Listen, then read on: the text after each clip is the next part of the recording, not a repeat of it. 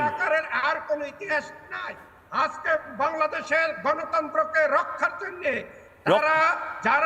বাংলাদেশের গণতন্ত্রকে রক্ষা করবার জন্য আপনি রাজাকারদেরকে ছেড়ে দেবেন, সন্ত্রাসবাদীদেরকে রাস্তায় ছেড়ে দেবেন? আমি জানি না কি বলছেন আপনি। হয়ে গেছে আজকে আমাদের বাংলাদেশের সংবিধান মেনে যারা বাংলাদেশকে, আমাকে একটা কথা বলুন, আমি ফারুক রহমান সাহেব, চেষ্টা করছে যুদ্ধের জারদ সন্তান কারা? ফারুক রহমান সাহেব, যুদ্ধের জারদ সন্তান কারা? চিলড্রেন অফ ওয়ার কারা? চিলড্রেন অফ ওয়ার কারা? চিলড্রেন অফ ওয়ার কারা? আমি আস্তে আস্তে বলছি। যুদ্ধের জারদ সন্তান কারা?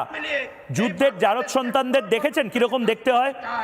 যুদ্ধের জারদ সন্তান কারা দেখেছেন? অফ ওয়ার কারা? যাদেরকে পাকিস্তানি সেনাবাহিনী যাদের মাদেরকে গর্ভবতী করেছিল, দেখেননি তো? অনেকেই হয়তো জানেন না। সর্বোচ্চ এই যে আপনি যে পাকিস্তানের কথা, আরে আলবাত যুদ্ধের জারদ সন্তান আছে। পাকিস্তানের জন্য আমরা নিন্দা জানাই। আমাদের তখন আপনি আই লাভ ইউ পাকিস্তানটা বলে দিন, এটাই বাকি রয়েছে। আপনি বাংলাদেশি হয়ে যেভাবে পাকিস্তানের পা চাচ্ছেন, আপনি আই লাভ ইউ বাংলাদেশটা বলে দিন না, লজ্জা পাবেন না?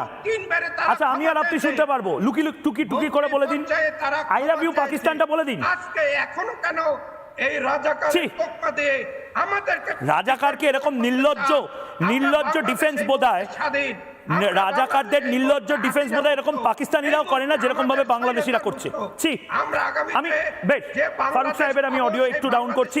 আমি একবার দেখাতে চাই এই প্রজন্মের ছেলে মেয়েকে, অনেকেই জানে না, চিলড্রেন অফ ওয়ার, যুদ্ধের সন্তান। যুদ্ধের আবার সন্তান হয় নাকি? যুদ্ধ তো বন্দুক গুলি এইসব দিয়ে হয়।